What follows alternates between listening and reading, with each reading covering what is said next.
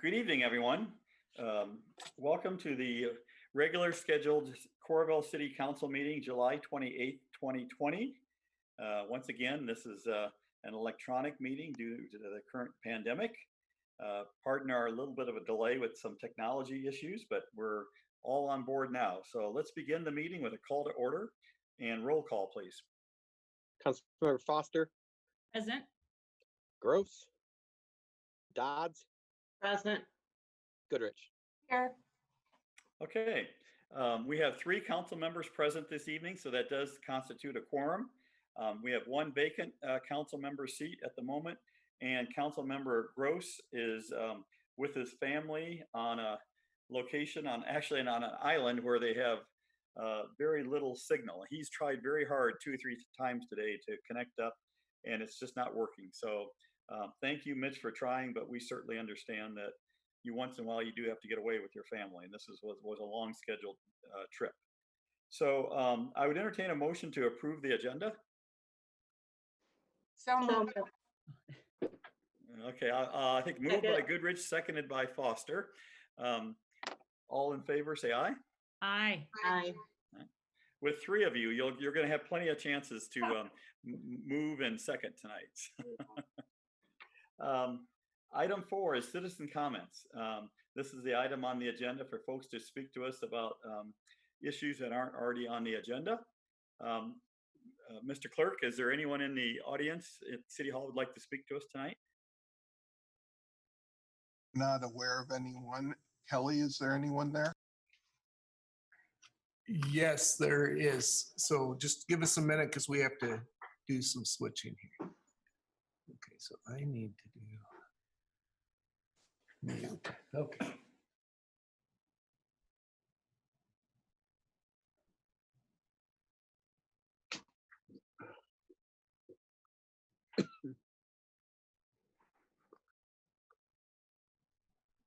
Okay, please introduce yourself and sign in.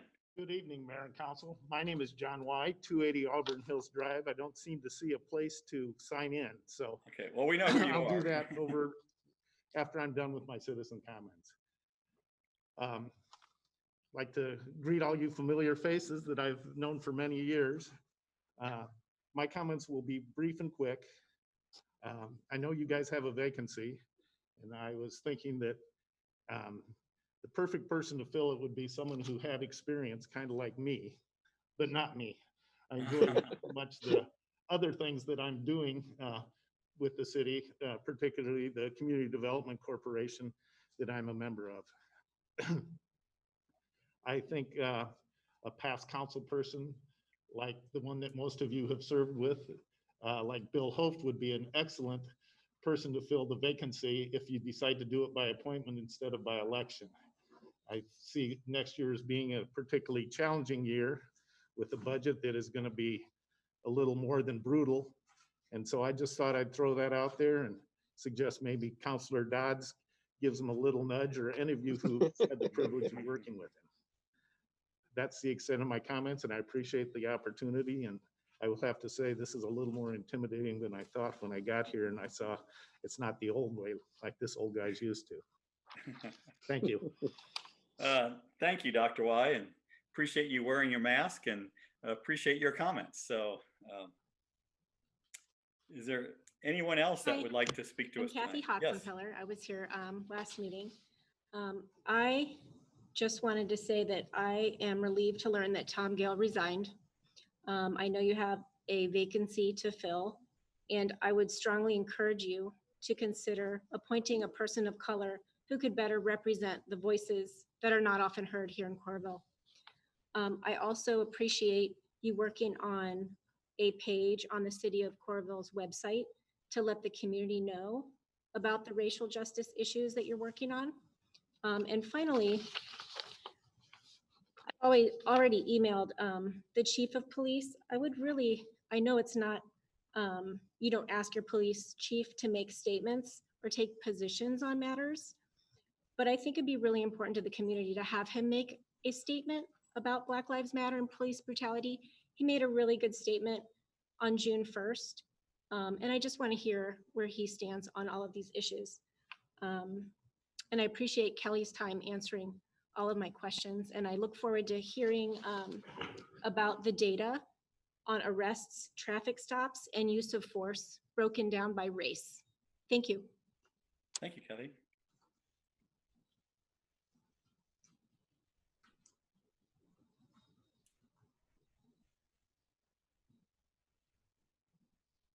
Is there anyone else at City Hall would like to speak to us?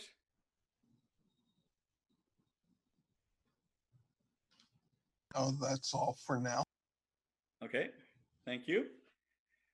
I have one letter that was submitted and asked to be read. This is from Mary Cohen, and just to give you a little background on it, she and probably about 9 or 10 other authors submitted a very lengthy letter back on July 20th in regards to the our last city council meeting and the comments that were made during it. Frankly, it's much too long for me to read at this council meeting. So I contacted Mary and suggested that maybe I could summarize some of the cognitive points in it. And late today, meaning like just a few minutes ago that I first saw it, she submitted, instead of that letter that went to all the city council received it already anyway, Mary submitted a copy of a letter to the editor that she and Tara McGovern, well, let me back up and say Mary Cohen is an associate professor of music education at the University of Iowa and the founder and leader of the Oakdale Prison Community Choir. This letter is also signed by Tara McGovern Dutcher, who's a freelance musician and teaching artist based in Coralville, and finally by Matthew Cohen, a film and media scholar who recently has been a professor at the University of Iowa during these past 9 years. The letter to the editor is much shorter. So I believe since Mary submitted this, I will just go ahead and read this as an alternative to the much longer letter that she sent back on July 20th. So if you'll just give me a few minutes to read through this, I'll do my best. She says, my neighbor Tara and I wrote a 3-page letter to the Coralville City Council signed by 12 residents in response to comments made by former Councilor Tom Gill. In light of Dr. Gill's comments and his recent resignation, we write today about our hope that for communities that place primary value on care, compassion, and collaboration, led by people who listen respectfully to one another and consider multiple views of any issue. Gill's comments about BLM at the July 14th council meeting were upsetting to many people. He stated 80% of the towns doesn't give a darn about what you are talking about. They are fed up. Was there a poll assessing the attitudes of Coralville residents? We've seen no evidence to support his claim, and we find his assertion deeply troubling, self-serving, and deceitful. We do not want to be misrepresented. We care tremendously about the Black Lives Matter movement. We are fed up with the political leaders and the media sources communicating falsehoods. According to Zachary Owen Smith's July 16th article, Dr. Gill said he had a zero tolerance for criminals. Tolerance is the ability to endure, especially something that a person disagrees with. It is much easier to reflect upon and talk about the ideas we agree with than to consider and discuss the ideas we don't agree with. Discussing complex issues can be difficult. Holding two opposing views at the same time is extremely difficult. In our contemporary society, opposing views run rampant. With respect to BLM protests, what might the outcomes be if a professional mediator were to host a peace-building circle with each affiliated party? I'll start over again. With respect to BLM protests, what might be the outcome if a professional mediator were to host a peace-building circle with each afflicted party where they could listen to each other's stories and hear why these actions occurred and what harm they caused? Continuing to examine Dr. Gill's rhetoric, a criminal is technically any person who has broken a law. For example, a person who has not paid for a speeding ticket, who has taken drugs that are illegal, is a criminal. Many more U.S. citizens are criminals and are represented in the criminal legal system. According to the Prison Policy Report, the criminal legal system comprises over 6.7 million people in correctional control. These include both incarcerated individuals like the 755 men in Oakdale Prison in Coralville, and also people who are on probation or parole. People in our communities have experienced a wide range of harms and deserve care and compassion. The criminal legal system is a major human rights disaster in our country that is intertwined with the prison industrial complex, both in need of massive overhaul. Restorative practices can create more healing spaces for survivors of crime and accountability for their perpetrators. One small step towards being able to broaden our understanding of people hurt in these systems is to use person-centered and positively charged words. People, men, women, youth, not offender, felon, murderer, thief, or criminal. When people, especially elected officials, are flexible enough in their thinking to entertain different viewpoints and maintain grace to listen to others about what informs their thinking on sensitive topics, that is a step forward, living together respectfully with a common sense of humanity in a way that promotes care and kindness. This flexible thinking is something we must all work to develop and practice regularly.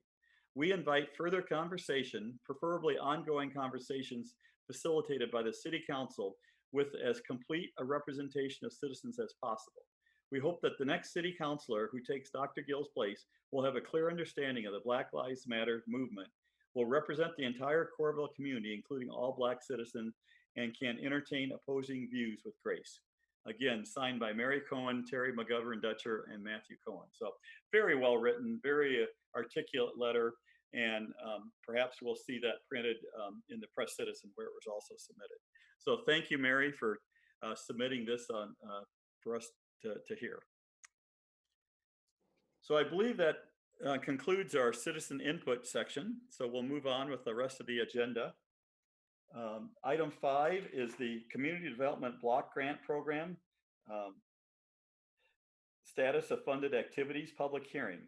Item A is a presentation of status of funded activities for the Community Development Block Grant Program, contract number 20-0T-031.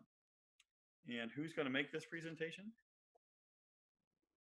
This will be Allison. Okay, Allison Ames Galstead, our Coralville Public Library Director. Good evening. In April, we applied for and were awarded a community development block grant to fund the purchase of several new mobile hotspots for library circulation. Providing internet access to our library patrons is a vital and regularly used service. Item 1, the need for the CDBG project. When the library is open to the public under normal conditions, the public computers log between 2,500 and 3,000 sessions in a typical month. Due to the pandemic, the library building is currently closed to the public. The most current US Census statistics show that 8% of Coralville's households are without a subscription to broadband internet service. With much work, education, and social life transitioning to online, we believe that the need for access to reliable internet service is even greater during this time. Item 2, description of the CDBG project. The library purchased 40 mobile hotspots along with durable cases for them and internet service. The hotspots are available for circulation to the public for a 2-week borrowing period. The library already had 16 hotspots in circulation with high demand and long waiting queues. The 40 purchased through the CDBG grant satisfied the complete waiting queue and opened up availability of internet access to many more community members. Item 3, the amount of the CDBG funds for the project. The grant of $8,280 is being spent on the mobile hotspots, hardware, and monthly service. Our initial hardware costs have totaled about $984 to date, and the cost for the initial service periods paid to date total $3,788 for a total grant expenditure to date of $4,773. Additional grant funds have been incurred for ongoing service, and service costs will continue to accrue throughout the summer, accounting for the remainder of the grant funds. Item 4, estimated amount of the CDBG assistance that will benefit low and moderate income persons. Our community has an estimated 16% of its population living in poverty. The library serves people from the community across the economic spectrum, and many of our library users who are without internet access fall in the low to moderate income range. The hotspots are available for all library users, and in keeping with library confidentiality policies, we do not track specific demographics on library users vis-a-vis materials circulated to them. Item 5, location of the project activities. The hotspots are circulated to library users via contactless curbside pickup at the library and are available for 2-week checkout loan periods. We are actively promoting the availability of hotspots via flyers, including distributing those at the Coralville Food Pantry. In addition, we've reached out directly to the family resource centers at the local schools, and they have passed along the information about them to families in need. This has facilitated direct access to the internet for these families, along with instructional and informational assistance from the library staff. Item 6, any relocation that will have to take place as a result of the CDBG project. This is not applicable, so does not apply to this particular project. Item 7, contact information for residents to contact with concerns or complaints regarding the project. Residents can contact me, the library director, and or the assistant director with concerns or complaints. Allison Ames Gallstead, library director, A. Gallstead at coralville.org, library phone 319-248-1850, or Ellen Hampy Alexander, assistant library director, E. Hampy at coralville.org, library phone 319-248-1850. Item 8, community development and housing needs of low to moderate income persons in the city, county, and any planned or potential activities to address these needs. If members of the public have input on this items, please share those during the public hearing or contact City Clerk Thor Johnson at 319-248-1700 or tjohnson@coralville.org, and the comments will be included in the minutes. Item 9, other community development and housing needs and any planned or potential activities to address these needs. Again, if members of the public have input on this item, please share those during the public hearing or contact City Clerk Thor Johnson, 319-248-1700 or tjohnson@coralville.org, and the comments will be included in the minutes.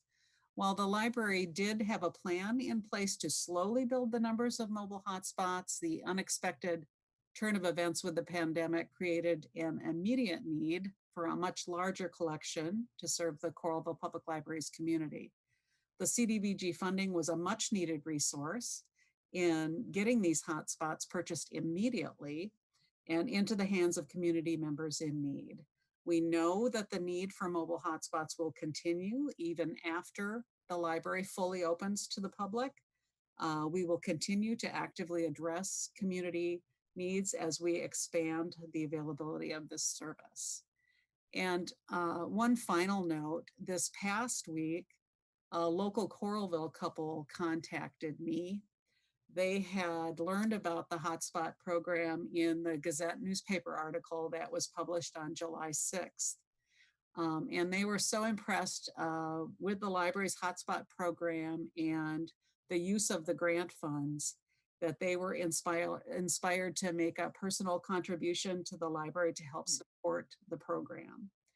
I really feel like this exemplifies not only the community spirit in Coralville, but the generosity and support of our citizens for their library and the services we provide for the community. Thanks. Thank you, Allison. That's a great report, and just such an encouraging project. And during these tough times with the hotspots, it's just so wonderful to hear about how it's relieved the build-up need at the library already. So I'm sure we could use 40 more, but this is a great start. So thank you for that presentation. And now item B is the public hearing on this CDBG contract that that Allison just described. So I will open the public hearing. Are there any written comments, Mr. Clerk?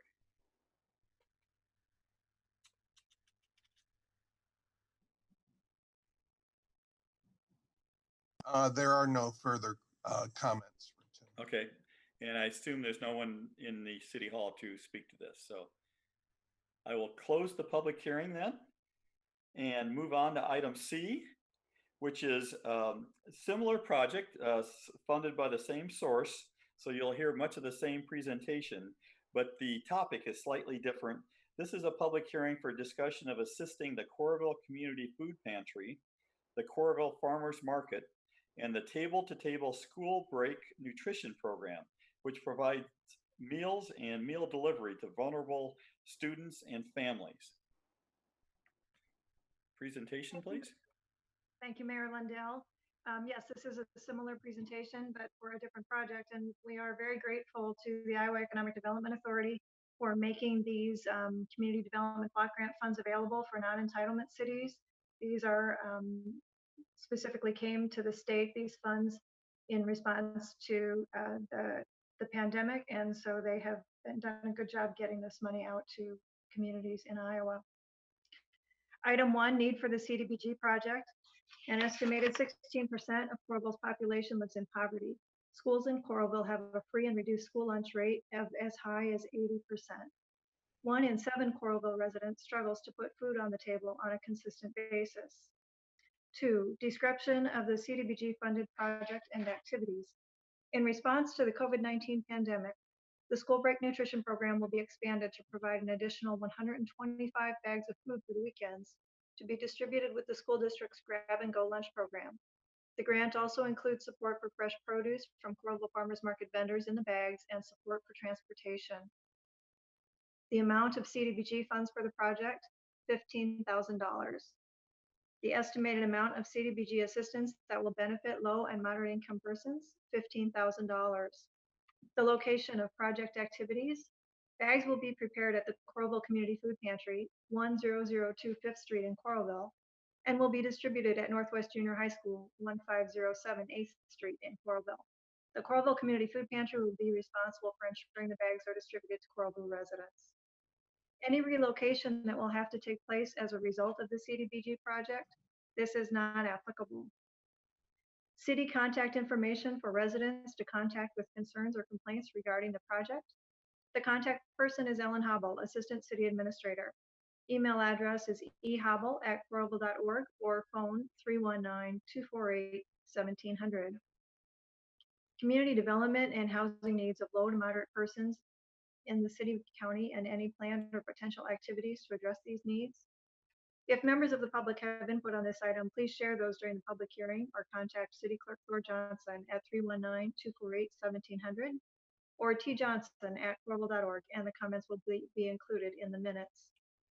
And finally, other community development and housing needs and any planned or potential activities to address these needs. If members of the public have input on this item, please share those during the public hearing or contact City Clerk Thor Johnson at 319-248-1700 or tjohnson@coralville.org, and the comments will be included in the minutes. Thank you. Thank you, Ellen. Again, another terrific program coming at a very needed time in our community. So now under item D, I'll open the public hearing on this project that Ellen just described for the nutrition programs. Are there any comments, either written or oral? There are no further comments from the public or written comment. Okay. I will close the public hearing. That's all the action at this time on those two projects. Thank you very much. Item 6 is the new transit routes. This will be a public hearing, and then we'll consider a resolution whether to adopt the proposed changes or not. I'll just read the comments and then I'll turn it over to our transit director. Changes in transit routes and services require a public input per Federal Transit Authority, and these changes were recommended as part of the Iowa City Area Transit Study conducted by the Nelson Nygaard consulting firm. So, Kelly, should I open the public hearing or should I ask Vic, our transit director, to give her presentation before we open the public hearing? You can do it either way. Maybe just have her give her presentation first. Okay. In that case, I'd like to introduce our Transit and Parking Director, Vicki Robrock, to provide an overview of the study and what is recommended. Thank you, Mayor. It's kind of hard to believe, but we started approximately 11 months ago, meeting with the other transit agencies in our area to start the study. We've come now to, through a various process of the study, some of our goals when we initially started were to increase our ridership, work together across agencies, improve our communication to riders, and take more of a holistic approach to the metro area. The preferred alternative was developed using public input, market conditions, and existing ridership patterns. Initially, the scenarios were developed that represented different principles of route planning and areas of emphasis. Following public outreach and comment period on the scenarios, a fiscally constrained preferred alternative was developed to address operational issues, future growth, industry standard best practices for route design, and establish project goals. Through the public input process, there were key themes that came out of that, and those were the recommendations that they used to develop our preferred alternative. People were asking for a better non-commute trip options. We have obviously a very large commuter-based ridership, but there was a desire for more non-commute trip options and increasing the frequency of our core routes. There was also support for improvements to the Iowa River Landing service, and a common element that came up was simplifying our routes and making them more understandable to not only riders currently, but future riders as well. Also, we wanted to address our on-time performance. We've been struggling, particularly in the PM peak, and we were looking to make our service more reliable. And then we also were looking at a more direct service to popular destinations. So with that being said, the alternatives that we are going to show you were developed kind of from those key themes. John, can you share that screen? Okay. All right, so I think the first slide, it's a little hard to tell. I'm kind of on part of the description, but addresses just the overall system to give you kind of an overview of the route areas to which we would cover. Can you go ahead and advance to the second one? So the light blue line, it would be the proposed Iowa River Landing.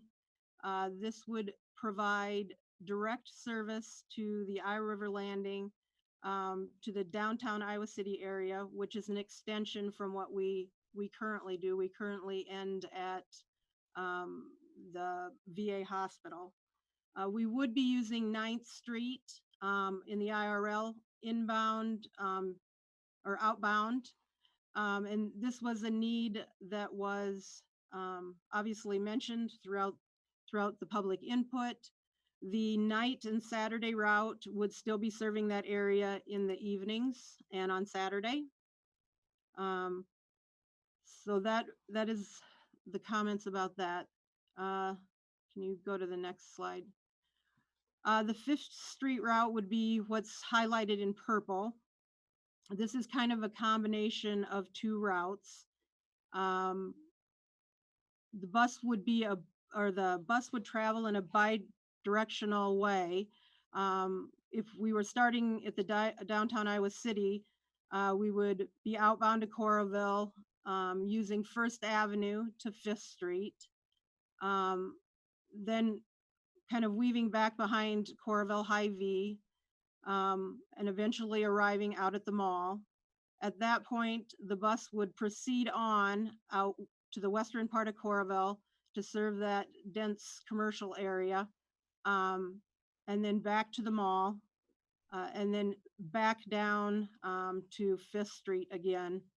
Again, trying to get our system more reliable and a little bit better coverage to our western portion of the city. Can you advance, John, please?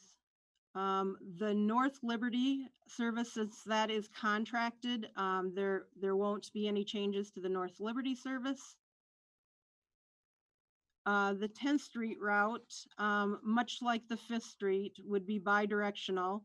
It would leave from downtown Iowa City, out First Avenue, up to 7th Street like we would typically proceed, up 14th Avenue to 10th Street to the mall, and then it would take the same return path back to Iowa City. This, as I mentioned, is kind of remaining a loop, and this would serve the IRL as well as the population that's south of 80. So there wouldn't be any changes, significant changes. There's a street or two that we have changed, but primarily stays the same hours. This is probably one of the most significant changes. One of the items that's proposed is an elimination of the express route, primarily because the area west is going to be served by an extension of the Fifth Avenue bus, and the area that's east on that route. One of the items that came out of the study was trying to better coordinate with the other systems in our area.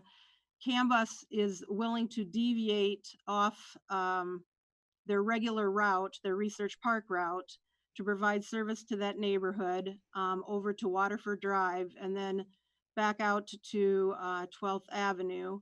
This would be 30-minute service during peak hours and hour service during off-peak.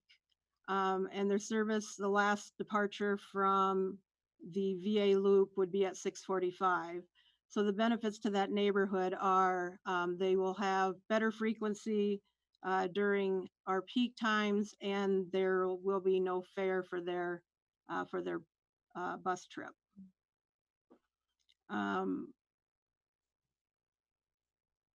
So that is incorrect. John, you can move on from that slide. It will be served at all times, peak and off peak. And then I guess that is it for the routes, unless you have questions and our public comments, obviously. So let's take some council questions before I open the public hearing, and I'll start off. So Vicki, the most comments that I've read have to do with the former express or the current express route. Currently, it goes as far as the manufactured housing facilities. Does it go that far or not anymore? I have to admit, I don't remember how far west it currently goes. No, the western area that we show currently, Commerce Drive area, is as far west as we go. Okay, so it would still be served. It would just be served by the CAM bus instead?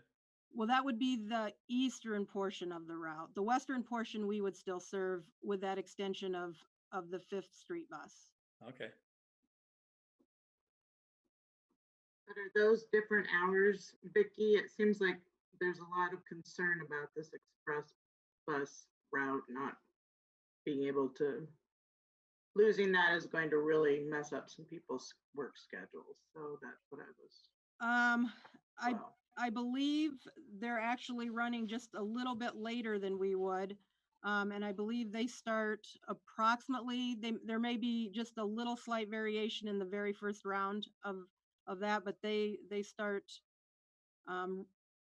fairly early as well. So the eastern part of the route should actually have better opportunities, given that they will be on half-hour headways during the peak hours. We had some question about the Iowa River Landing, the finishing time for that bus? Yeah, I think that's a misunderstanding of that route. The First Avenue route started earlier in the morning, and the recommendation is to start it a little bit later because the ridership just didn't support the early trips. But now they would have all-day service. I believe the comment that you are referring to, they seem to be concerned that there wasn't going to be any evening service.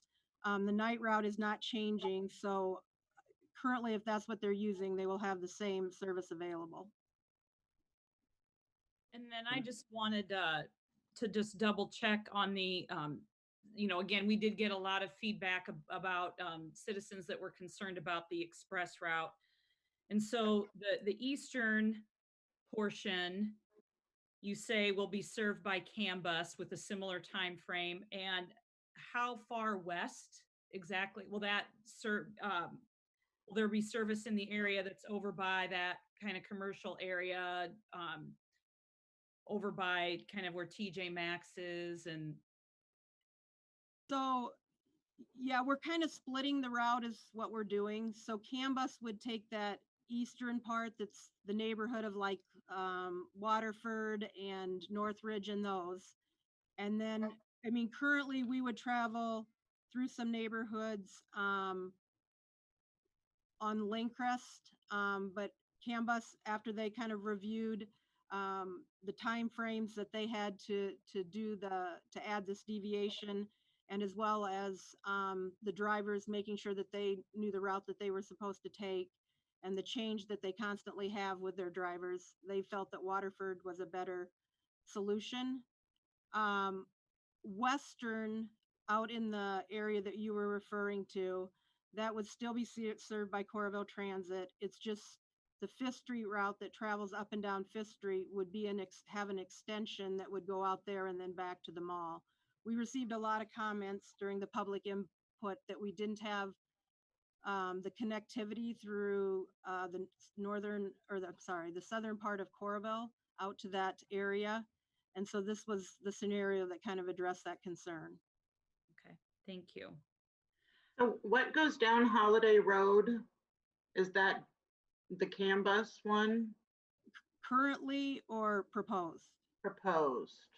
So we would go down as far as like that roundabout behind Gordman's, and CAN bus would come from the opposite direction, and they'd go from First Avenue over to 12th and then over as far as Waterford.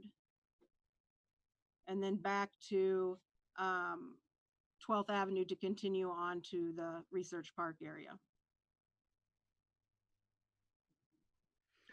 And the Express used to, I'm sorry, Express used to go down Holiday Road, correct? And then yes, that's the one that jumped up on 12th Avenue and yes, it did used to travel through Holiday Road out to that area that west that we would be serving.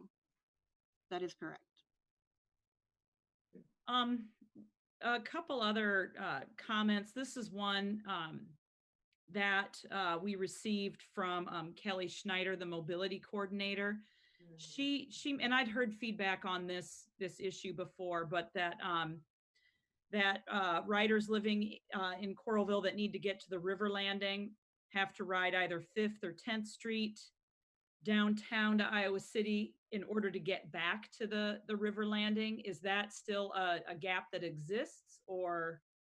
So there is somewhat of a gap. We're working on right now where we can have transfers within our own system to address some of that. And so if you could theoretically get off on First Avenue and then catch the I-River Landing bus down to the IRL instead of going to Iowa City and then back. And then it's kind of not, something that's addressed with the route changes, but it is some feedback that I have heard in having this conversation about these transit changes. And we'd received some emailed comments before the meeting about the possibility of adding Sunday service at some point. I know that's something we've kind of talked about.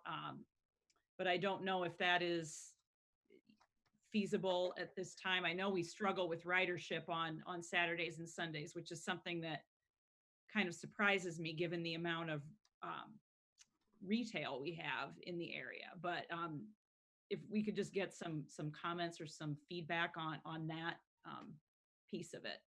Sure. So we did look at obviously Sunday service.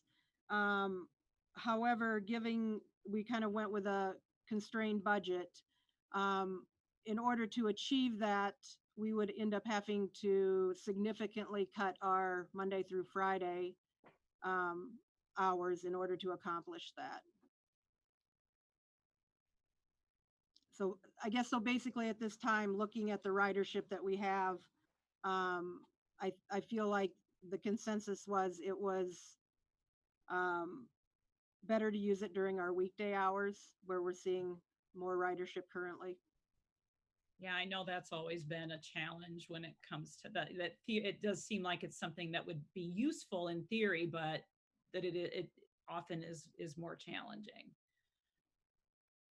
And then with the study, was there any another email comment we got? And again, just curious, the universal bus passes was another bit of feedback that we had received. So part of the transit study was looking at our fare structures, how our passes work between Iowa City and Coralville. And that is one piece that's not complete yet. We're still working on that. And so we're looking for recommendations from the consultant about how we achieve a better streamline approach in ridership and making it easier for our passengers. Awesome. Thank you, Vicki. Sure. Yeah, I think to address that last point, correct me if I'm wrong, Vicki, but what we're presented tonight, we wanted to attempt to implement next month in August before some of the students and so forth establish their routes or their travel patterns. And things like the bus pass issue will certainly be addressed, but the first priority was to get the routes established first. That's correct. And given the late kind of getting the alternative and then getting the public hearing and everything set, we may end up having to extend and maybe not implement until September or October. We would hate to rush this and then have people ill prepared for the new routes. So we may delay that a little bit and also give CAMBUS the opportunity to serve that area while we are as well, and give people the opportunity to try that and get familiar with it as well as our service. Yeah, because I know that you've put 1,000 hours into doing this, but I am very concerned about this express route and that there's nothing really for anyone on the nights and Saturday routes. And then of course, we don't have any service on Sunday for anybody kind of north of I-80. Would that be accurate to say? Yes, that would be accurate. That's currently the situation as well, though. I know, but we've Okay. gotten comments about that in the past. So I was always hoping for more moving towards that, not away from that. So.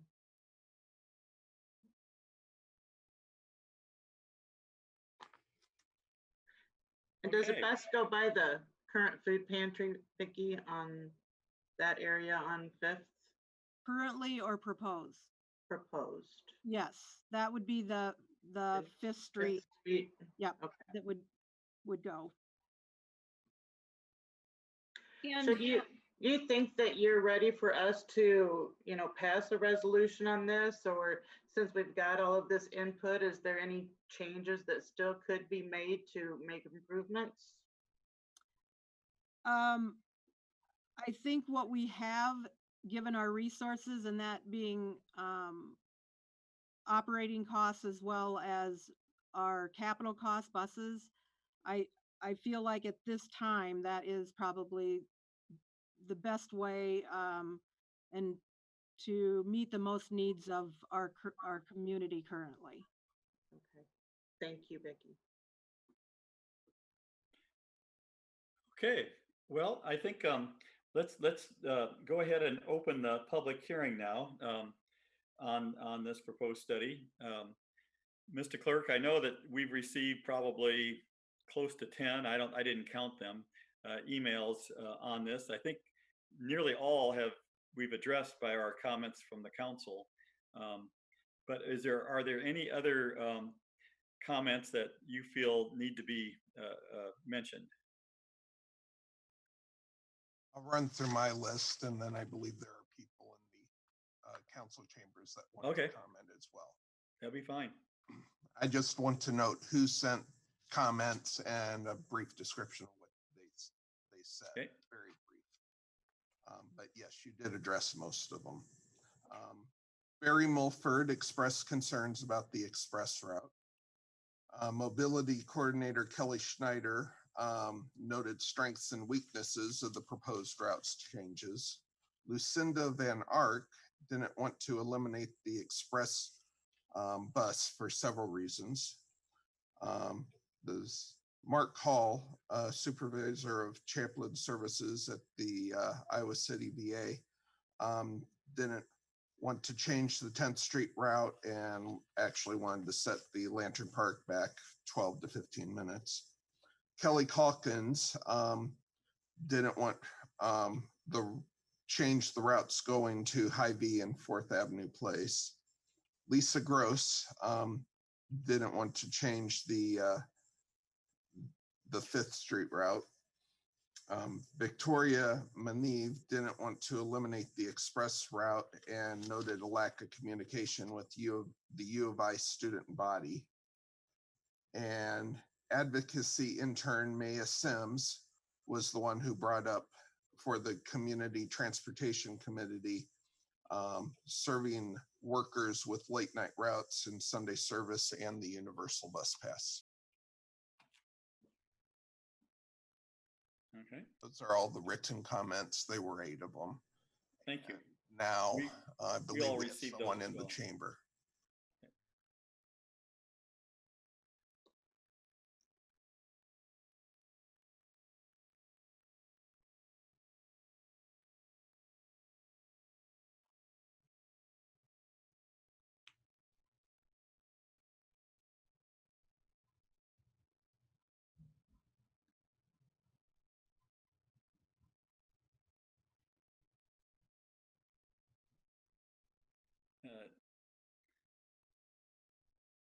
Needs to be unmuted.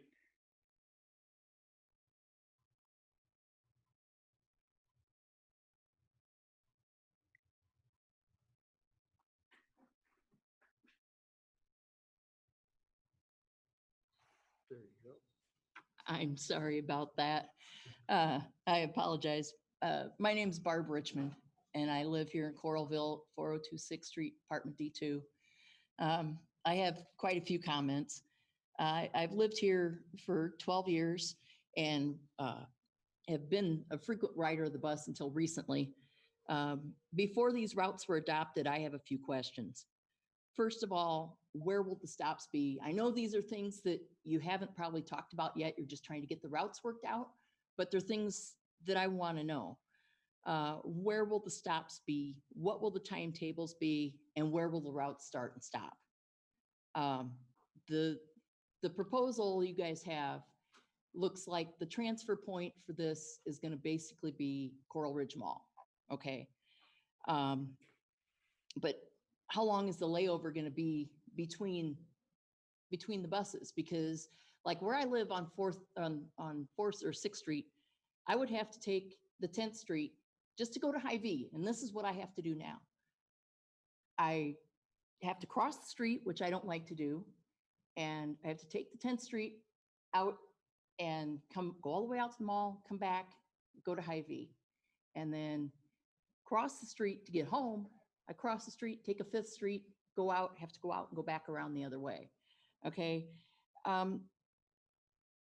So a trip that right now takes 20 minutes to get from my house to Hy-Vee, just taking the 10th Street, how long is that going to take then? Another 45 minutes? Because I would have to go to Hy-Vee, cross the street, go back out and wait for another bus. And if they're running late, then, you know, that throws everything off. You know, otherwise I could go downtown. I could stay on the same side of the street and not have to cross because I don't like to cross the street, but then it ends up being an hour trip home or more. So how is that better than what we have now, especially in the summertime when it's hot and if the buses are running late? I like the idea of being able to go to Walmart in Coralville instead of having to go downtown, transfer buses to an Iowa City bus that my pass doesn't work on, and then take another bus and go over to Iowa City Walmart. And you know, that it would be great to be able to go to Coralville Walmart, but where's the stop going to be? From what it shows on your map, it looks like the stop is either going to be behind Walmart or across the street from Walmart. And Commerce Drive and Commerce Park are busy streets. I've ridden it before and I refuse because it's too dangerous. There's no stoplight there. There's no way to get across. And I've already gotten hit once crossing a street in Coralville, and I don't want to do it again. You know, if you're going to put a bus stop there, it should be like the one over in Iowa City where it's actually up, they pull up alongside the building. I've looked at the maps and it's possible to do.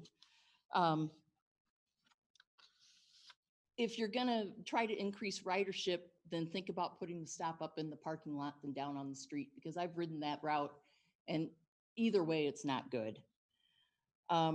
The other question I've got is why wasn't the Saturday night route changed? Back 5 years ago when the intermodal was added, they reversed the night route so that it goes up to the intermodal, comes back down over 6th Street and out, and then back down 5th Street. And they initially had the stop for the last stop of the night at 5th Street and 8th Avenue. I know that the college kids don't know where that is. So I think some of the drivers will go farther than that, but that's what the marked stop is. And from there, where are you supposed to go? At least when the route was reversed and it stopped at Scottsdale where I live, and then it went down to the corner, and that was the last stop of the night. Then at least they could go down to 6th Street, or I'm sorry, 1st Avenue and 2nd Street by Walgreens, the softball complex, and catch a CAN bus and get back downtown.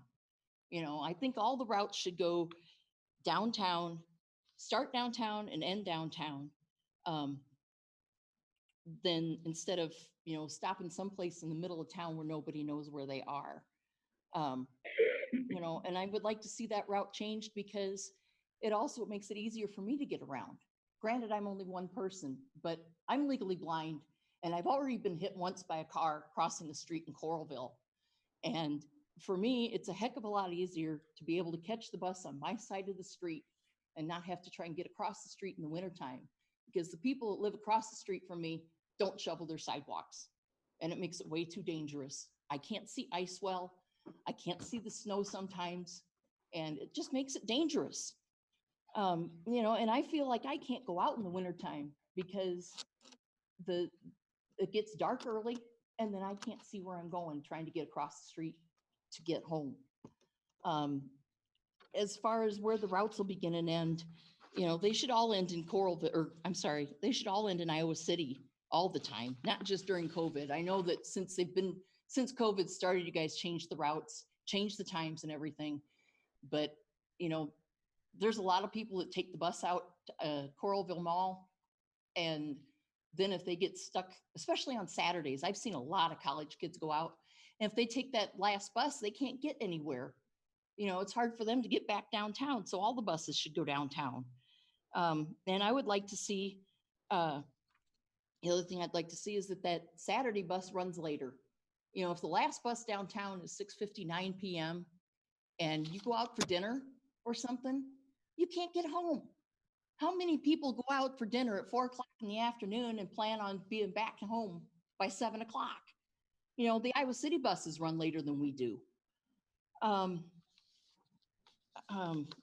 other thing is, I know that you're trying to make things better, but you know, for me, at least with changing these routes the way you are, it's not much better. The things that as far as I'm concerned, the routes can stay the way they are, except that the night and Saturday routes should be reversed.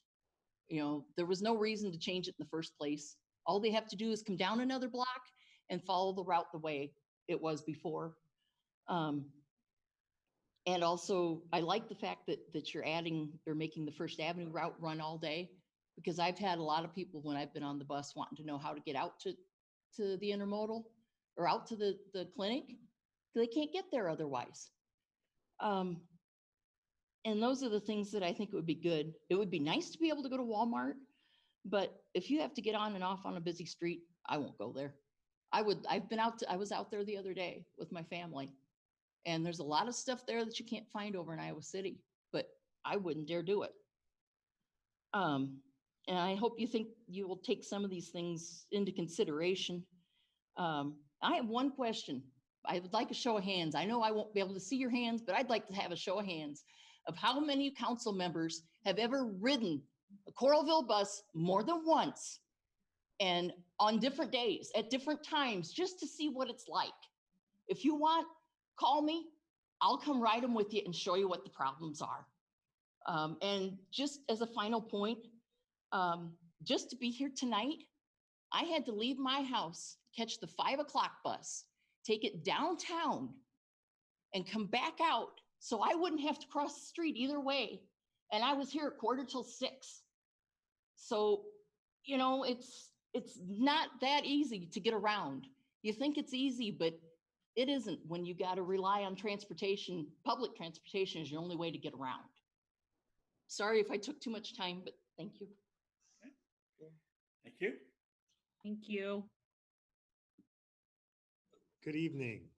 I just wanted to say hi to Vicky. She always helps me. My name's Peter Abbott. I'm 2113 Rosemont Drive in Coralville. I came tonight to represent the Hope House. I'm a probation parole officer, so I came to represent my clients that live at the facility, but also utilize the bus because most of them can't drive. And so I came to the meeting a while back when it was hosted and kind of tried to bring those interests. I knew that you guys were going to talk about it tonight, so I just wanted to come down and speak about it.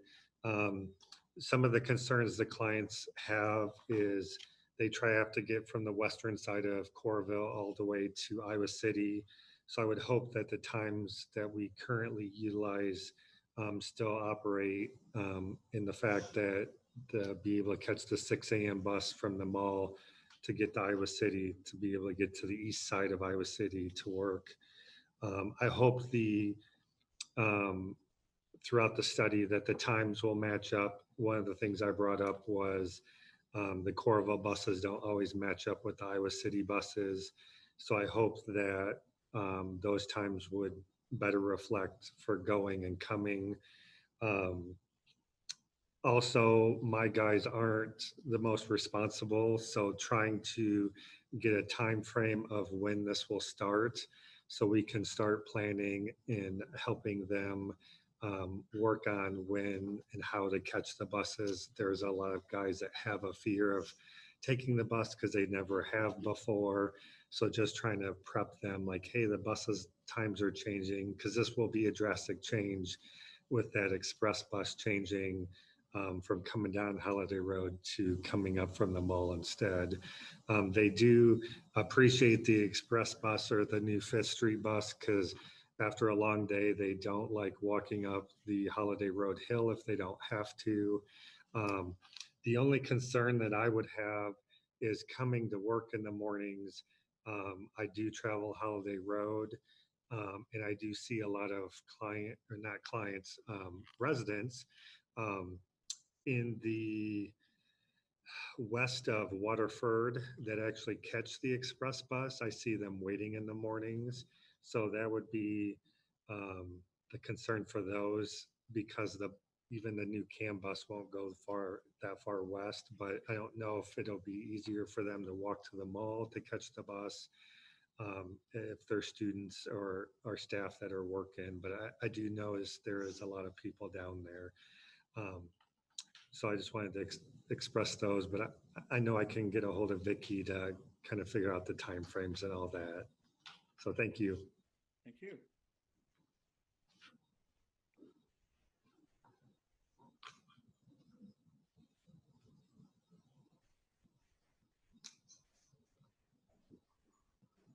Is there anyone else there, Kelly? Okay. All right, that's all of them then. Okay, if there's no further comments, I will close the public hearing. And I'll just state that I have a great deal of sympathy for both the users and the manager or the parking director. For those of you who don't know, I was 8 years, I was the director of the Iowa City Transit System. And, you know, we struggle to make it as best as possible we can for everyone, but inevitably what works best for someone takes it away from somebody else. And I have a great deal of confidence in the staff and the consultants in this process that they did their best to maximize the benefits at all possible. And the good thing about transit is even if this gets passed tonight, it doesn't mean that tweaking can't occur. Definitely, as things unfold and get unravel and new routes are laid out, there's bound to be tweaks that make it an improvement, whether it's pulling into a store parking lot or whatever the case may be. So it's not, I don't see this as locked in stone by any means, but it's a new concept that's being proposed. Yeah, I just wanted to add, kind of going off of what you said, John, just wondering, I first of all, really appreciate everybody coming and sharing their stories and their feedback. It really is helpful to hear that, and I wanted to thank everybody that wrote in, and just wanted to make clear that we would be able to make some tweaks if we keep the larger plan kind of as it is. There might be some things that we can kind of reevaluate as we are implementing this.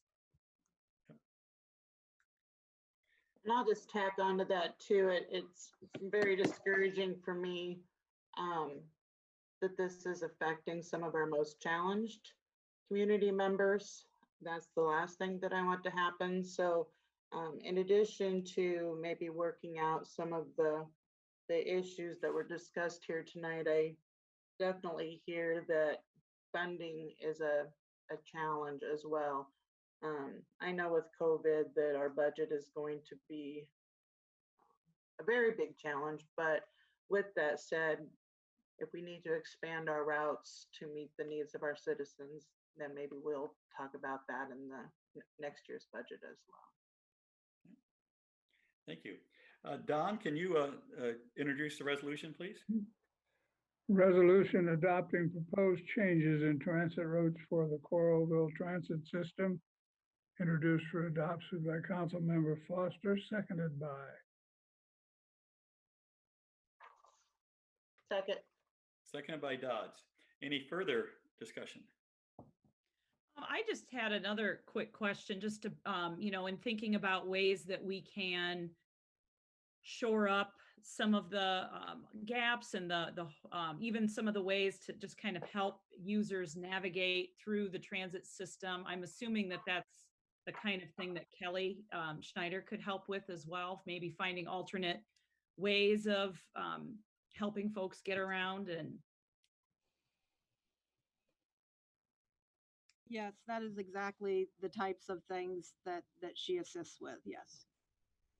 so she could assist with some of those other types of specific needs as well. Yes. Okay. Yeah, I think as long as we can make some tweaks and make sure that we're having an eye on ways that we can improve and in the future, I think, we can get started on this. And I think too, just making sure that we're communicating really, really well the changes and everybody's options, I think would be good. Thank you, Megan. Okay, roll call. Dodds, Aye. Goodrich, Aye. Foster. Aye. Okay, resolution passes all ayes with Gross absent. Moving on to item 7, Summit Hill lots, public hearing. This is a proposed development by Blue Sky Developers who are required to demolish the houses at 820 and 824 Hughes Street to remove the excess debris and to cap the septic tanks in exchange for these lots. So item A is a public hearing on this proposal to dispose of these 2 lots to to Blue Sky Developers. Are there any comments? No one present to make comments, and there were no written comments. Okay, thank you. I'll close the public hearing then and consider the resolution. Resolution approving the disposal of lots 48 and 49 Summit Hills and lots 21A and 22A replat of Summit Hills, Coralville, Iowa. Introduced for adoption by Councilmember Dodd, seconded by. Second. Seconded by Goodrich. Discussion? I just want to thank Blaine Thomas for doing all of these homes with us and helping us one step closer on our dream of having a lot more affordable housing in Coralville. He's been a great partner.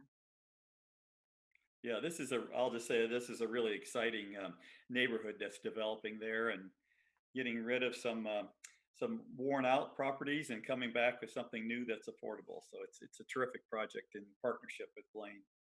I'd like to thank the Nye family for their cooperation in this project too. Thank you. Good idea, Lori. Thank you. Okay, roll call. Goodrich, Aye.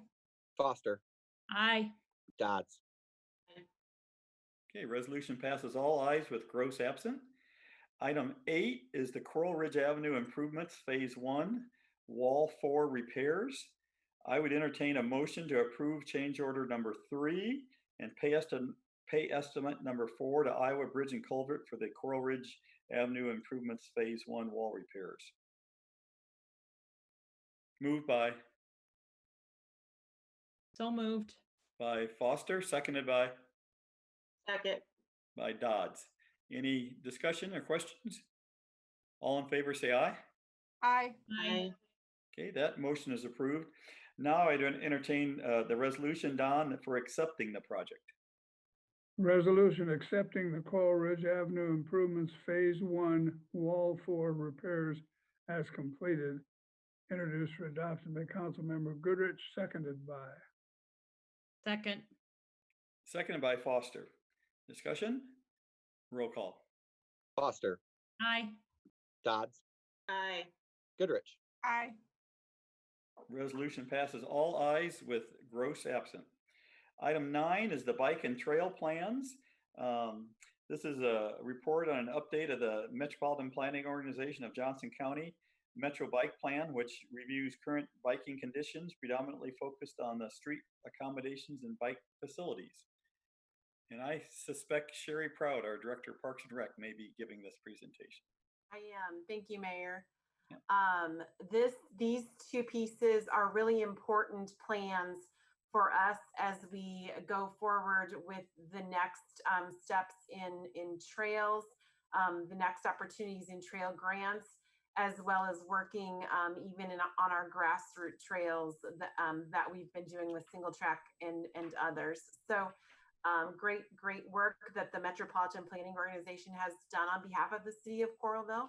This plan that they have included is an update from 2007, and that was our original Metro Bike Plan.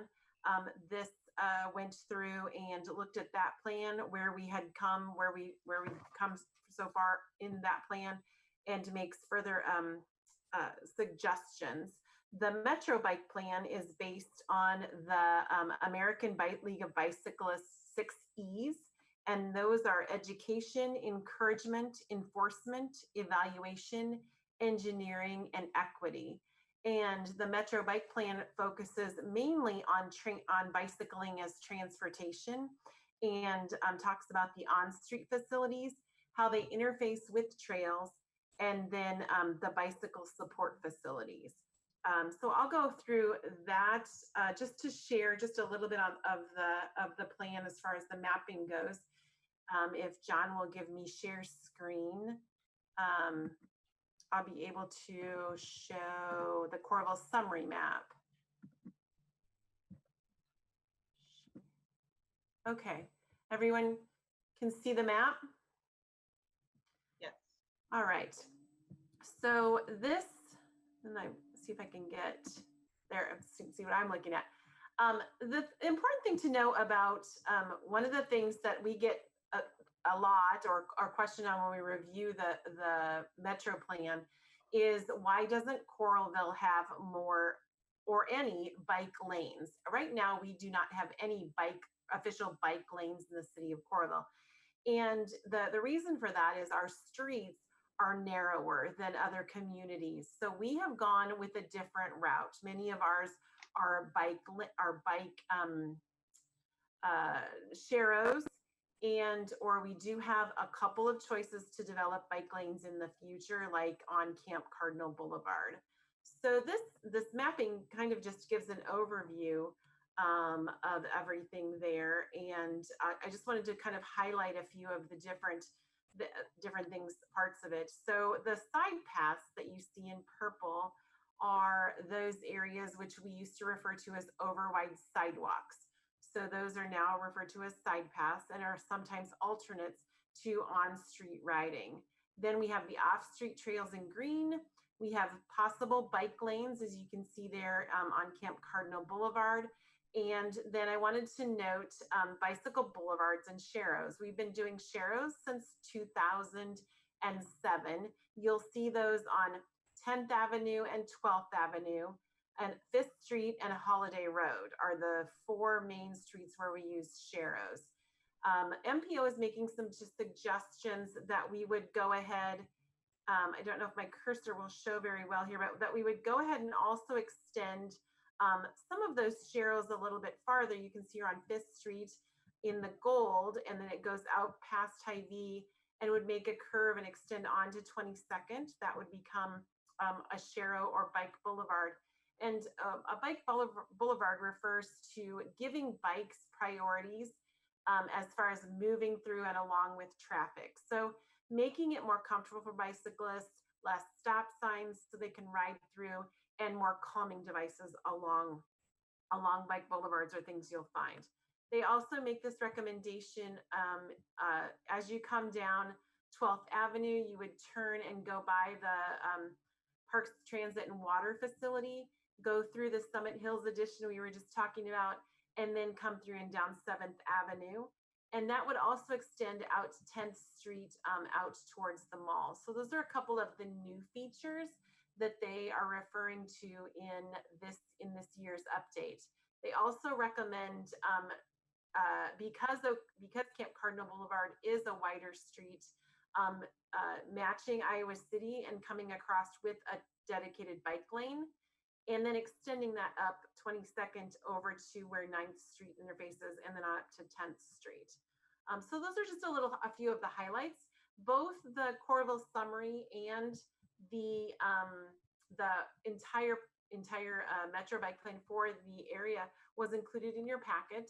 You can see some of the items that the MPO encourages us to continue, such as our summer bicycling program for education and expanding adult programming.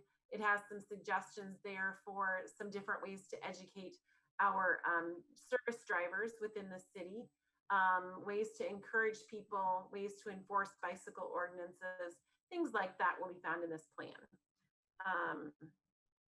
So that is the Bike Metro plan. I can go on with comprehensive trail plan, or I can stop and see if there's any questions with the Metro bike plan. Do you have a preference, Mayor? Sorry, just unmuting myself. Well, it'd be a good time for any questions or comments from the council on the bicycle portion of it. Do you have a timeline when the 12th Avenue section will be widened? Right Yeah, after the there's bridge? no timelines associated with any of the work there. Yeah. That would all be up to like working within when are streets being redone, what are opportunities there for doing, if there's anything with side paths or anything like that, would have to work out. So this is just suggestions at this point from the MPO. Okay. And this, I should mention, this plan went through a survey process last fall, went into public meetings this past winter, and then was rolled out here late spring to the communities and ready for adoption. The second Sherry, I think one of the things I just noticed while you were talking is I think the side path on Camp Cardinal shows as existing and it should be future as a dash, because that's one that we got a grant for and have had several requests from residents on because it goes to the Coralville post office. But I think it shows on your map as existing and it should be future. Okay. Oh, I see where you're talking about. Yep, I will go back. I'll go back and have them change that. Thank you. All right, the next one is, just one moment, grab our comprehensive trail plan here.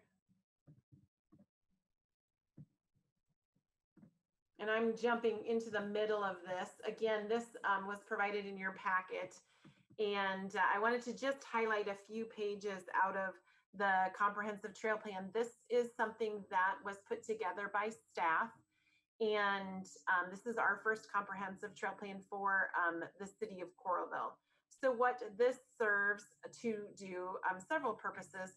One, we wanted to put together a summary of how trails got started in Coralville, how they were funded, what areas and what philosophy we used in trying to establish those trails and what routes we would use, some of the topography and explaining some of the challenges as we go through some of the trail corridors. And then it describes all of the mainline trails within the city of Coralville. So if you're looking for, I hope is a good read, that you'll be able to review that and would welcome any questions. I wanted to hit just a couple of things here for the community on the investment that the Coralville has made into trails. And I think many people know that as we look at different developments in Coralville, especially new developments, we look at ways to connect our community to the trail system. And often those are with the developer working hand in hand, whether it be to follow a storm sewer line or a trunk sewer line through the community. But we also look at grant opportunities and how we can move our bicyclists and our pedestrians regionally through here. And so Coralville has to date, just through the city projects, has just under $6.5 million worth of trails that we have put in as a city, and that doesn't include the developers portion of those trails. And what that has meant on behalf of the city is about $1.5 million of grant money that we have put towards those projects. And that comes from our hotel motel tax. So some people don't realize that's how we match our trails. We don't have a set aside fund that we put money into each year, but we seek grants and work with developers on that. The other item that I wanted to kind of talk about is the results as we went through this public input process. We did both surveys that were online and we did surveys that, I want to make sure you're still seeing what I'm seeing. You're seeing planning for future trails.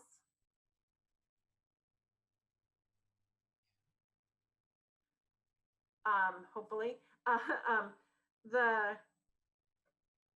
The community was able to give input both through links that we put out on social media, through the beat and different ways that way.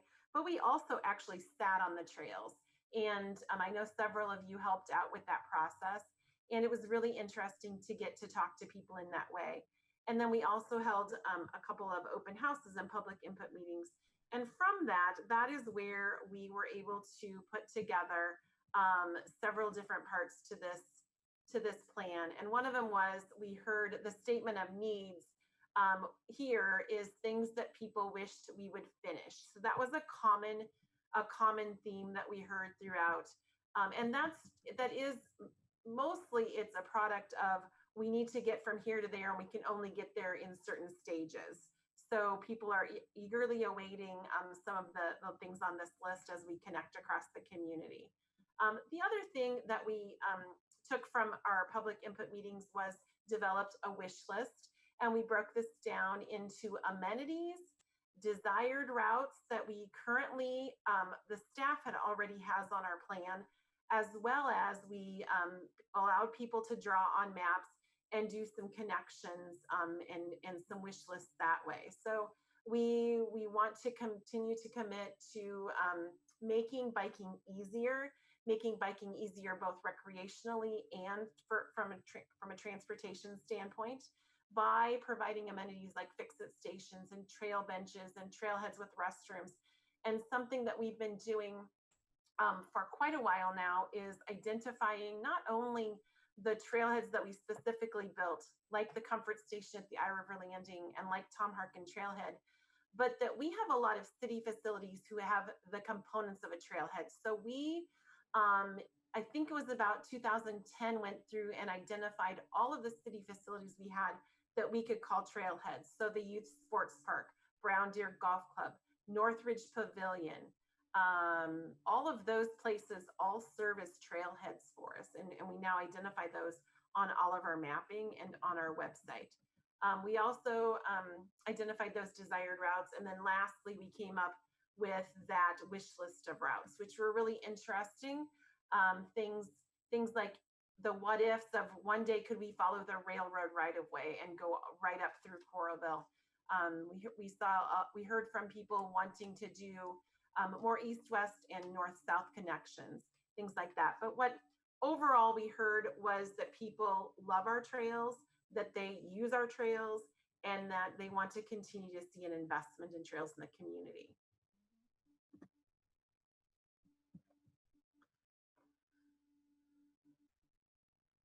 Great presentation, Sherry. There's a wealth of information that was in our packet, and I assume that that will have links available on the city website, either from the Parks and Rec Department or on our homepage. There's a lot of information that both bicyclists as well as trail users would love to see. Yes, we will get those both. We have a trails page on the city website, so we will get those both placed on there. Great. Any questions for Sherry on either component? I just wanted to first say this was really fascinating to read. Like it's there, and there's a ton of information. I had to go through it a couple of different times, and I'm not even sure I managed to get all of it. I read the Coralville parts, but it is absolutely fascinating. And I think the trails is one of the things that I am the most proud of in this community. I think, wow, we have, that's such an amazing amenity that we offer for our citizens. And it's been so important now during the pandemic when people need that time outside. I have heard so much feedback though about plowing the trails in the winter. Can you talk a little bit about that? Sure. So there are some trails that we do not want to put salt on, and we keep open for winter recreation. So Clear Creek Trail's a really good example of that, where we have alternate routes along Highway 6 if you need to use your bicycle and can use the side paths for that, or to come up this street, we plow. Eric Fisher's really good about plowing our Sharrow streets from curb to curb and making sure that those get extra attention along the edges. So we want to respect our more sensitive environmental areas where our trail routes go. And then second, there are some that just drift. If we have heavy snows, they drift in so much that the size of plow truck that we would have to put on it would ruin the trails. So we have to think about what we can plow if we're looking at some routes, and what kind of steep hills we would have to maneuver. There are some hills on the Northridge Trail that would be pretty difficult to maneuver in ice and packed snow. So we have to think about that.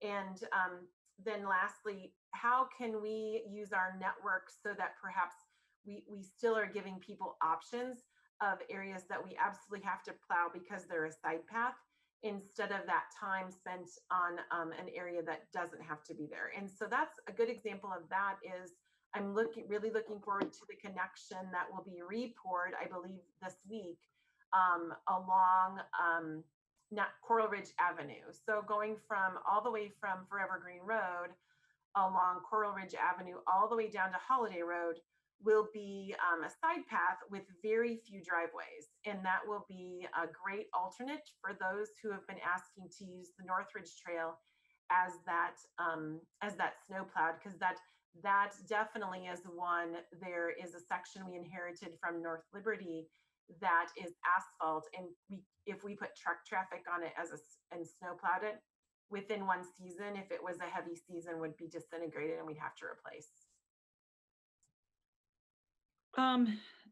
Another question I had was about lighting. I saw in the report that most of the trails are not lit. What would that involve if we wanted to put lighting? What are those? No. What's that? Put a light on your bike or carry a flashlight. Yeah. By policy, we light the trails around schools, and that policy's been in place for, I think, from the beginning of, since 1989, when they started the trails. It's just one of those questions of, do you want light in certain areas? We have made some choices that aren't necessarily directly by schools, but are by our business districts with the Iowa River Landing. And so we've lit a little bit more of the Iowa River Corridor Trail than we would normally light, as it pertains to being east of First Avenue. It is more of a business cut of the community rather than a trail in the backyard of someone's, going up through someone's homes. Like if you were north of the interstate, that might be another consideration of making that decision. How much light pollution do you want on the trails in people's residential area? Thanks. Okay, well, let's move on. And Don, let's take up item B, the resolution adopting the Metro Bike Plan 2020. Resolution adopting the Metro Bike Plan 2020, introduced for adoption by Councilmember Foster, seconded by. Second. Seconded by Goodrich. Any further questions or comments? Roll call. Dodds, Aye. Foster, Aye. Goodrich. Aye. Okay, the bike plan, Metro Bike Plan is adopted, all ayes with the gross absent. And then item C is a resolution adopting the Coralville Comprehensive Trail Plan 2020. Resolution adopting a Coralville Comprehensive Trail Plan 2020, introduced for adoption by Councilmember Dodds, seconded by. Second. Seconded by Goodrich. Any questions or comments on this item? Roll call. Goodrich, Aye. Foster, Aye. Dodds. Aye. The trail plan is adopted, all ayes with gross absent. Thank you, Sherry. Item 10 is a solid waste collector's permit. This is the first consideration of an ordinance that will create a licensing system for private solid waste collection companies and adopt rules and regulations to address increasing complaints regarding their operations. Let's have Don read the ordinance first, and then maybe Kevin or he could give us a little bit of an insight and background on this.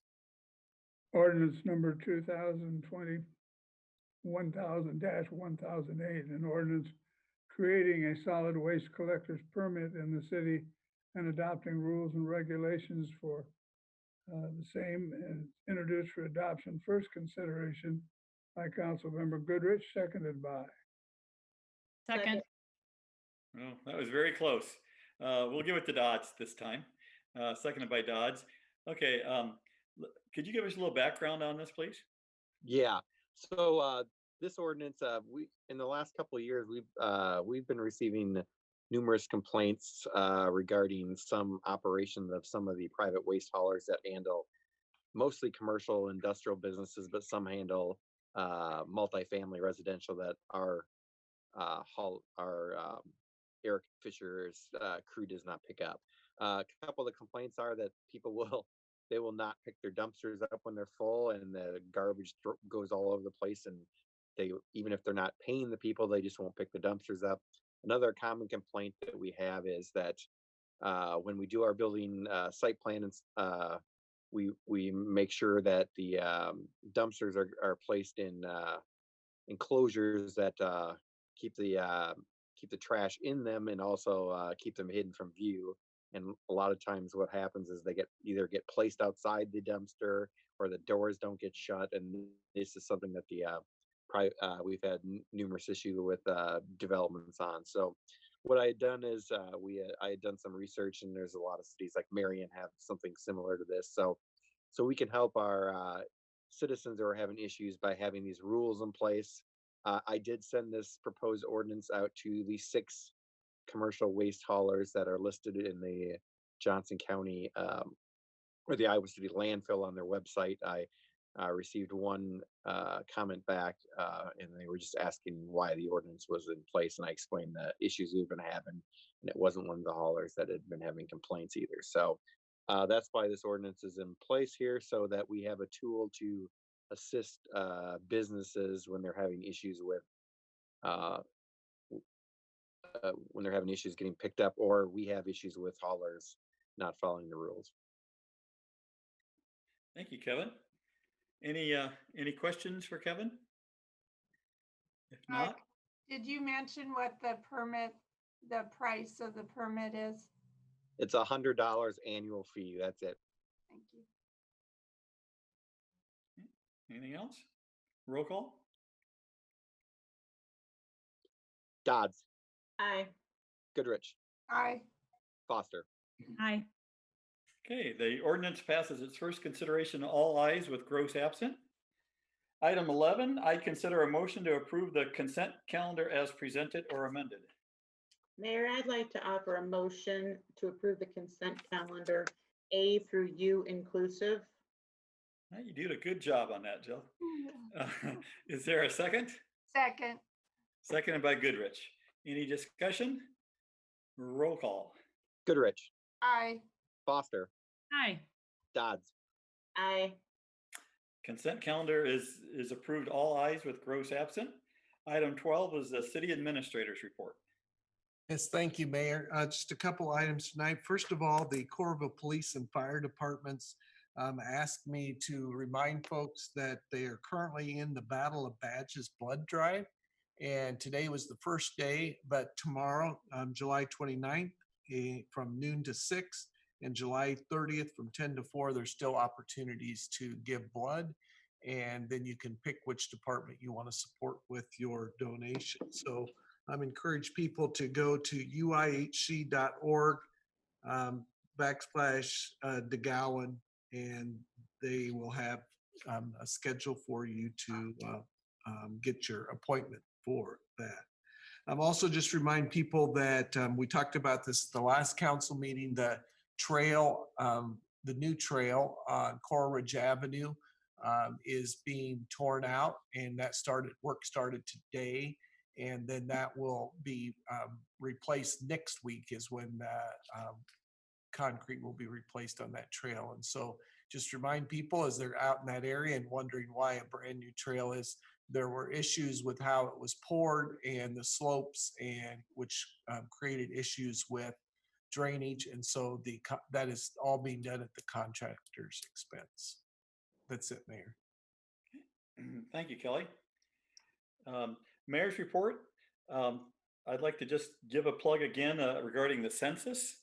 The census is going on, and extremely important that everyone gets counted. It equates to revenue for our city that's needed now more than ever. So, Ellen, regarding the census, is there anything that you'd like to mention?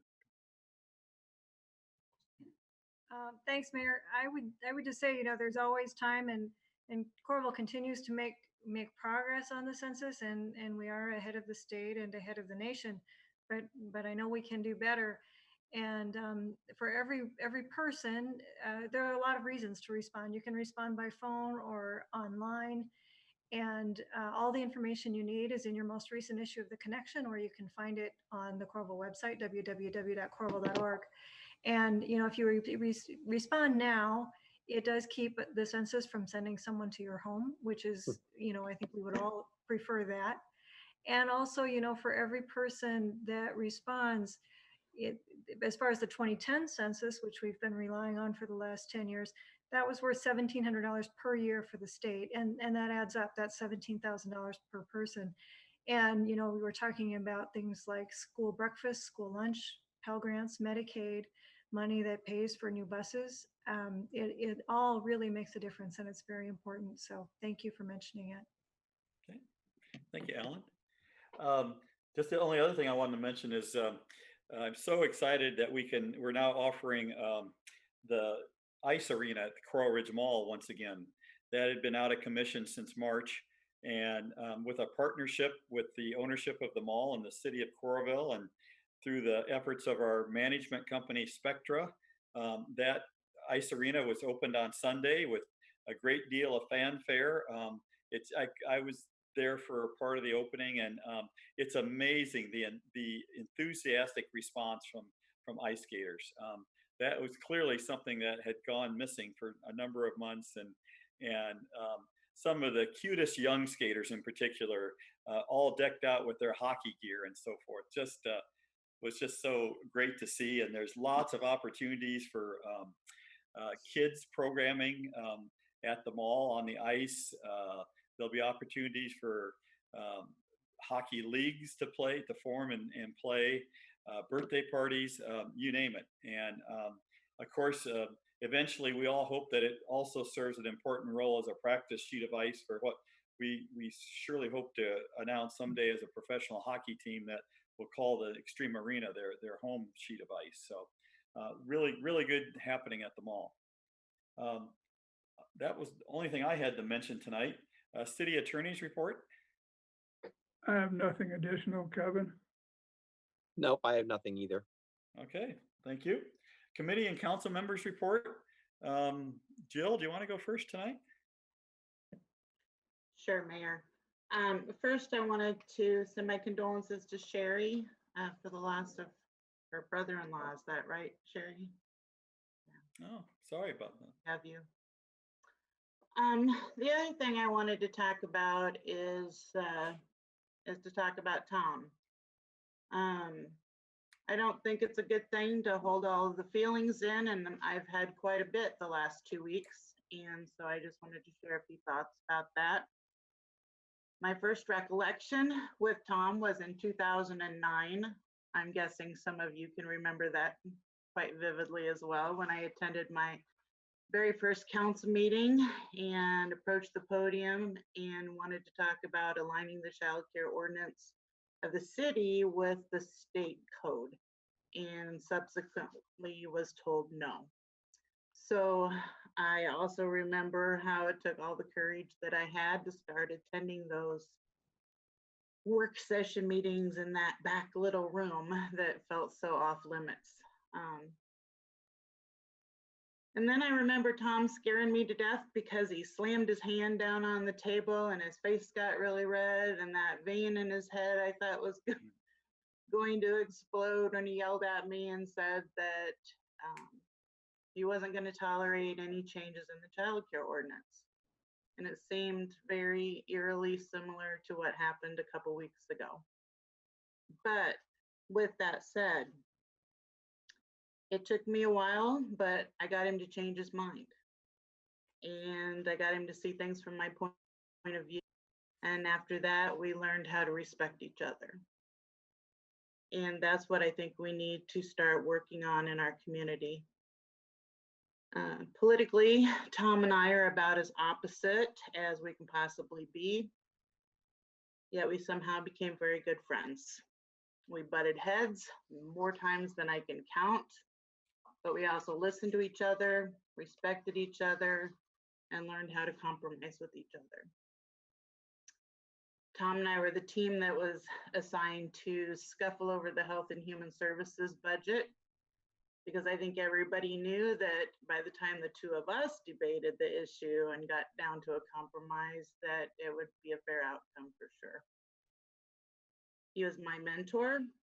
He was always willing to fill in the blanks of the Coralville history when I didn't understand something. He shared stories about why he loved this town so much and was always spouting about Coralville pride. Now, why am I telling you this? Because Tom Gill resigned after 29 years of service and doing many, many wonderful things for our community. And I fear that his legacy is all going to be on that one meeting.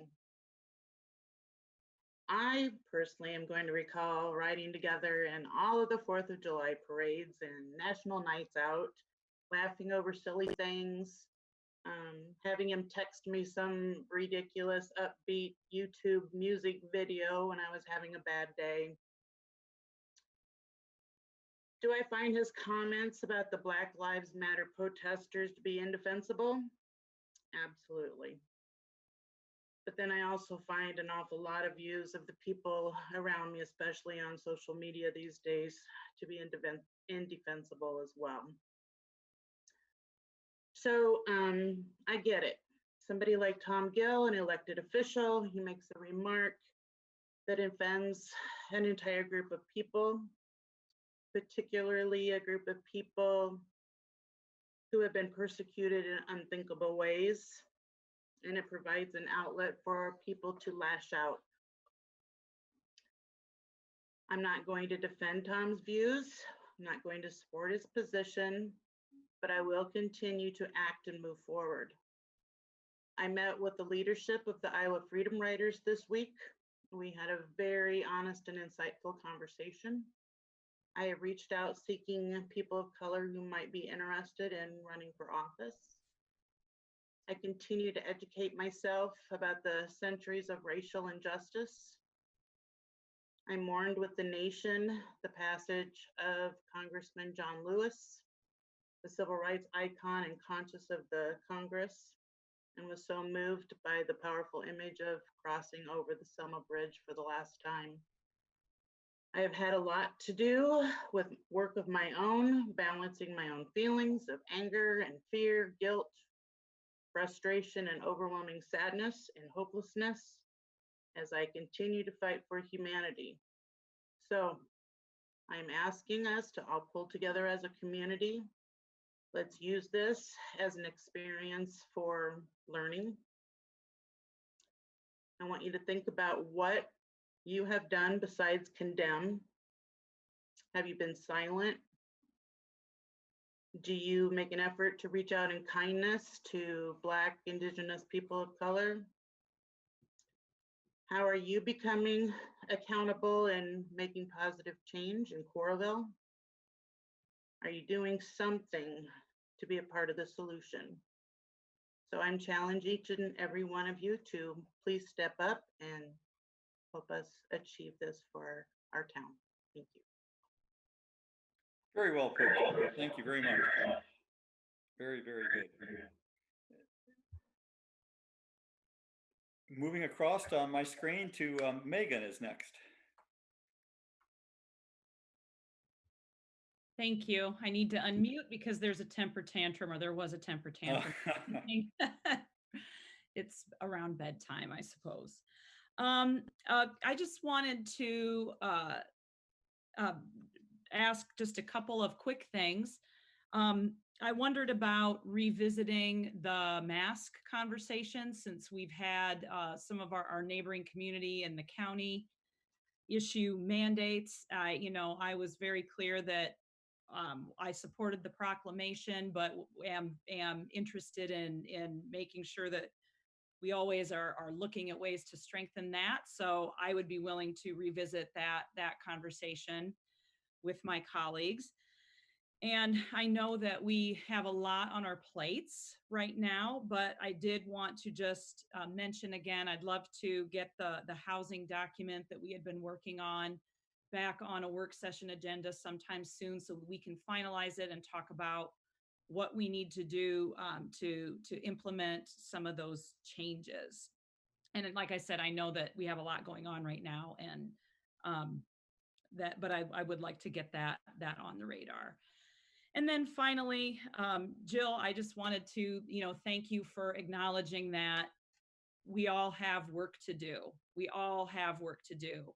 the reality is we all benefit because we're all white people and we all benefit from the system that is in place. While we are not directly responsible for the system of white supremacy that we all benefit from, we are responsible for our role in dismantling that system. And it's going to take a long time. It's 400 years in the making. And I do just want to thank all of my colleagues who are thoughtful and engaging in this work, because it is difficult and it is challenging and you know, it's uncomfortable, but it's a start and we have to do it. We have to do it to make this community better. I also wanted to thank all of the members of the public for their messages of support with regards to the work of the Black Lives Matter movement.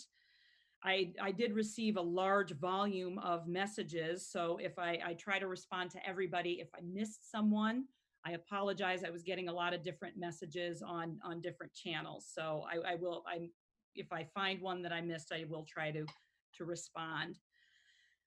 You know, our community really has been through an awful lot in the last few months.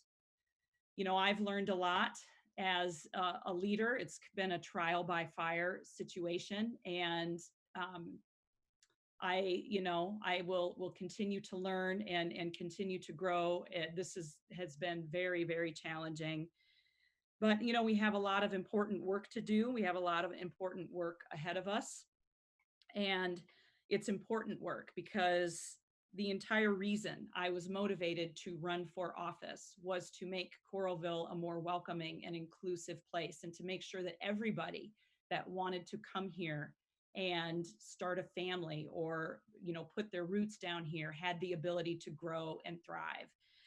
And so I believe that as we move forward, we will be more unified as a community. I know, again, we've been through a lot, but I am hopeful that we will be able to unify, we will be able to heal, and that we will be able to move stronger and make this community even more wonderful than it already is. And that is all I have. Thank you.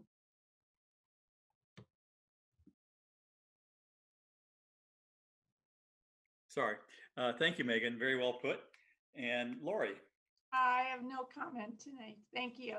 Okay. Very good. Well, then we've reached the point of closing the formal portion of the meeting. And do I have a motion to adjourn? So moved. Motion by Foster, seconded by? Second. By Dodds. All in favor, say aye. Aye. Aye. Okay,